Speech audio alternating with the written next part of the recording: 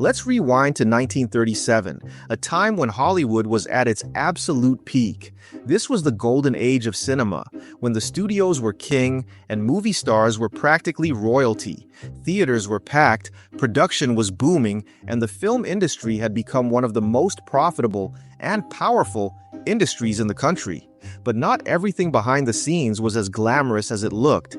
Beneath the surface of red carpets and flashing cameras was a murky underworld of cutthroat deals, backroom betrayals, and dirty secrets that most studios worked very hard to keep quiet. And in the middle of this era came one of the most mysterious and suspicious disasters in Hollywood history, the 1937 fire that wiped out Fox Film Corporation's storage vault.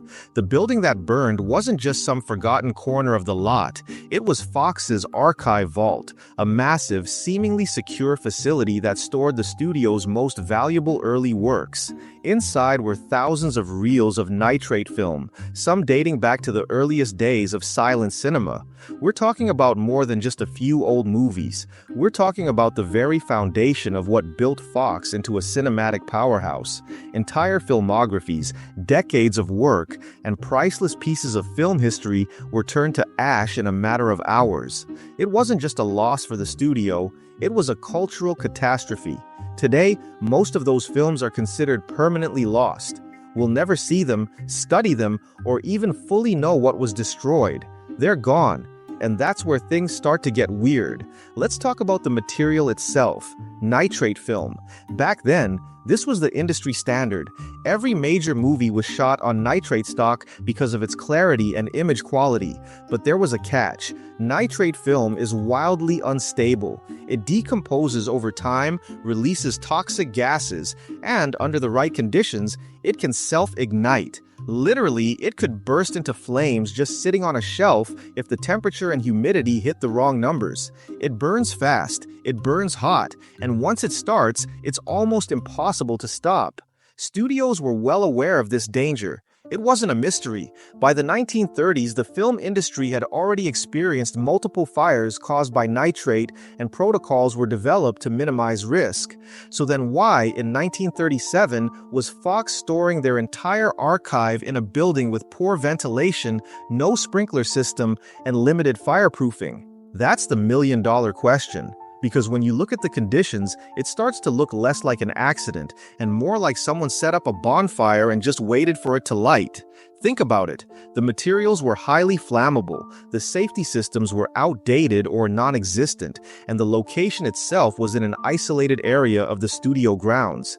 It's almost like the perfect storm for disaster, and once the fire started, there was almost no chance of saving anything. The flames spread fast, feeding on the nitrate reels like gasoline, and by the time firefighters arrived, it was already too late. Everything inside, over 40,000 reels of film, was gone. Now, here's where the conspiracy theories come in. Was this just gross negligence, or was it something more deliberate? Some insiders from the era whispered that the fire was no coincidence. By the mid-1930s, silent films were considered outdated, even embarrassing. Studios didn't see them as valuable. They saw them as a waste of space and money. These old reels weren't generating any revenue, and preserving them meant spending more on climate control, maintenance, and staffing. But you know what was profitable? Insurance. Fire insurance payouts. If a studio could chalk up a loss to accident, they could pocket a big check, clean house, and move forward without dealing with the financial dead weight of their early catalog. It wasn't a new idea. Studio fires had happened before, and sometimes they were a little too convenient. And what about the timing? The Fox Film Corporation had recently merged with 20th Century Pictures just 2 years earlier in 1935. The merger created the now legendary 20th Century Fox, but behind the scenes, it was messy. There were financial struggles, internal power plays, and a clash of old-school Hollywood with the new blood. The new leadership wanted to build a modern, forward-thinking studio. The old silent-era content didn't fit that vision. Destroying it intentionally or otherwise, made it easier to focus on the future without dealing with the past. Some have speculated that the fire was the cleanest way to wipe the slate without public scandal or legal fallout. Here's the part that really makes people suspicious. The aftermath was strangely quiet. You'd think a fire of that size, one that destroyed a significant portion of Hollywood's early cinematic legacy, would have led to a massive investigation, lawsuits, media outrage. But nope, the response was minimal.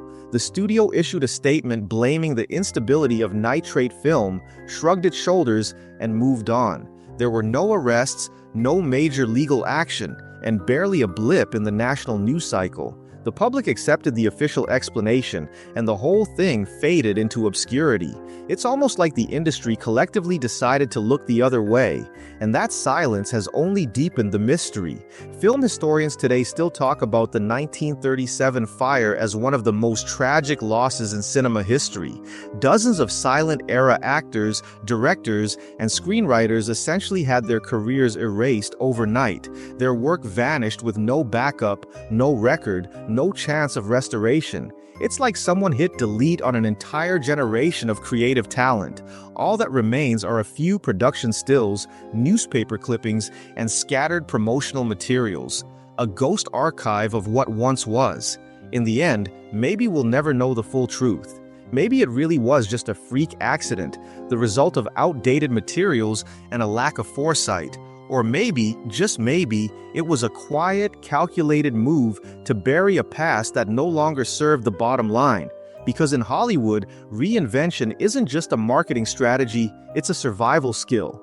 And sometimes, burning everything down is the fastest way to start fresh. One thing's for sure, the fire wasn't just about flames and film reels, it was about control, money, image, and erasing history when it became inconvenient. And in a town built on illusion, that might be the most Hollywood ending of all.